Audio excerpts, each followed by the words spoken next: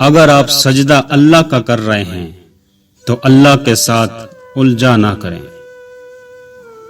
کہ بیٹا کیوں نہیں دیا اور بیٹی کیوں نہیں دی، وہ تو پیدا کرتا رہتا ہے، اس کا کوئی آج کا تو تجربہ نہیں ہے۔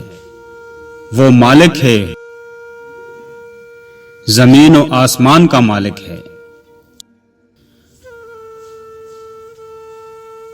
اسے پتہ ہے کہ بیٹوں کی شادی کیسے ہوتی ہے، بیٹیوں کی شادی کیسے ہوتی ہے اور رزق کیسے دیا کرتے ہیں، وہ سارے کام جانتا ہے۔ آپ تو آج اس دنیا میں آئے ہیں، وہ تو ہمیشہ کا رہنے والا ہے۔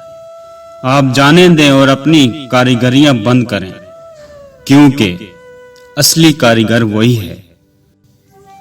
آپ اپنے مالک کے ساتھ ہیرا پھیری بند کریں، اس پر راضی ہو جائیں، اپنے سر کو جھکا دیں کہ یا اللہ ہم راضی ہیں، بس ہم راضی ہیں، تو بھی راضی ہو جا، تیری مہربانی ہے۔